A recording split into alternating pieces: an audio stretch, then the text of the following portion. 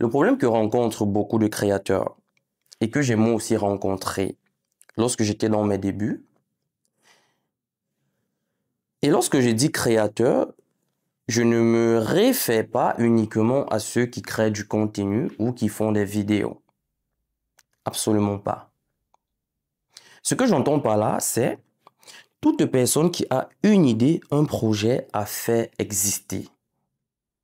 La musique, l'écriture, le cinéma, la peinture, le dessin et tout ce que tu veux. Donc le problème que rencontrent beaucoup de créateurs et que j'ai rencontré lorsque j'étais dans mes débuts, je me souviens, lorsque je me suis lancé dans l'écriture en 2019, j'avais cette inclinaison inconsciente à écrire comme les auteurs que je lisais régulièrement. Moi, je suis influencé par les anglo-saxons parce que je lis énormément en anglais. 99% de mes livres sont en anglais. Donc, j'avais cette inclinaison, et généralement une inclinaison inconsciente, à faire comme eux ou à vouloir écrire comme eux. Et c'est ça le problème de beaucoup de jeunes. Vous vous êtes tellement inspiré des autres ou vous avez tellement copié les autres au point où vous vous êtes perdu. Vous avez perdu votre identité. Vous avez perdu votre individualité. Vous avez perdu votre personnalité. Et comme je le dis dans mon prochain livre, et le livre sortira certainement le mois prochain, c'est-à-dire ce mois de novembre qui est en train de venir, comme je le dis dans ce livre-là, le monde n'a pas besoin d'une copie en plus. Le monde a besoin de toi. Ça veut dire quoi? Ça veut dire, peu importe tes défauts, peu importe tes imperfections, présente-toi au monde tel que tu es.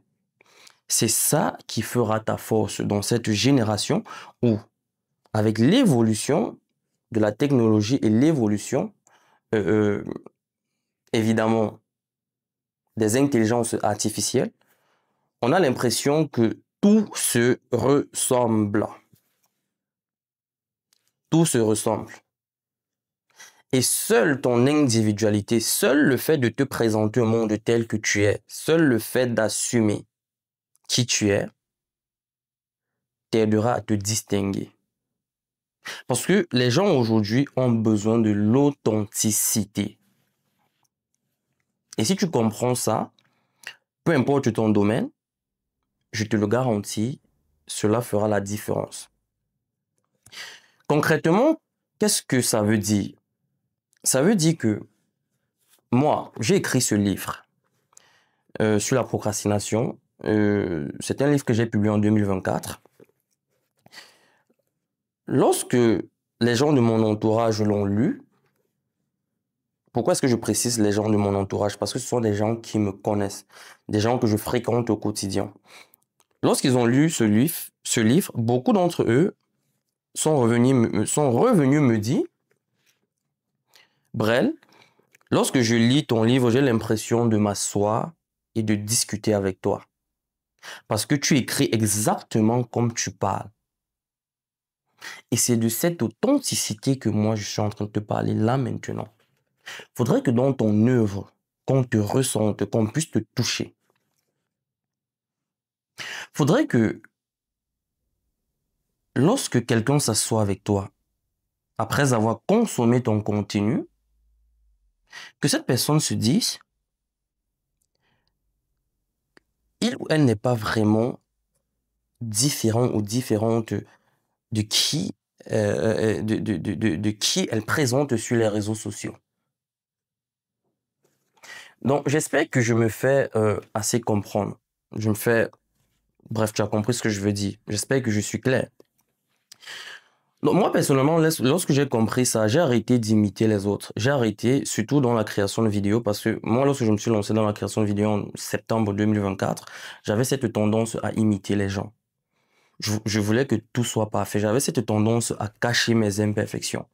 Mais lorsque j'ai compris ça, je me suis dit non, Brel, ce qui fait de toi Brel, ce sont tes imperfections. Si tu le remarques, si tu prêtes attention, tu te rendras compte que je parle avec beaucoup d'hésitation. J'ai parfois des problèmes d'articulation. C'est qui je suis et je l'assume. C'est la raison pour laquelle, lorsque je monte mes vidéos, je ne passe plus le temps à enlever les imperfections, non. Parce que je veux être moi.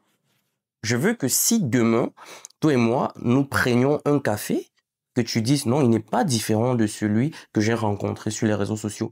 Il n'est pas différent de celui que j'ai lu dans le livre. Donc, assume qui tu es. Assume ta façon de t'exprimer. Assume ta façon de te présenter au monde. Parce que le monde a besoin de toi. Le monde n'a pas besoin d'un deuxième, je ne sais quoi, un deuxième, mets le nom que tu veux là-bas. Et comme je l'ai dit, malheureusement ou heureusement, tout doit passer par les réseaux sociaux. Ce qui fait à ce que nous nous attachons aux gens aujourd'hui, c'est lorsque nous avons ce sentiment de partager des choses avec ces personnes ou avec le créateur de contenu que nous suivons. Aujourd'hui, ce n'est plus l'information qui attire les gens parce que l'intelligence artificielle donne les informations mieux que quiconque. Mais ce qui attire les gens vers nous, c'est qui va nous permettre de créer une communauté, peu importe notre domaine, c'est le fait d'être nous-mêmes, c'est le fait d'être authentique. C'est le fait de parler avec tes blessures, tes traumatismes, tes peurs, tes doutes, tes hésitations. C'est le fait de te présenter avec ton histoire. Donc voilà ce que je voulais dire dans cette vidéo. J'espère que mon propos a été clair. Si ce n'est pas le cas, je reste ouvert à toute discussion.